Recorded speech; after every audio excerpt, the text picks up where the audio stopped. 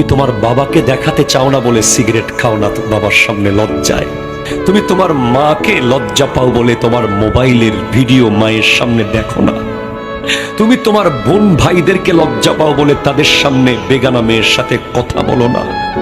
কিন্তু হাসরের মাঠে তোমার এক সেকেন্ডের এক জররা অনু পরমাণু সমান গুনাও দেখবে, তুমি দেখতে পাবে।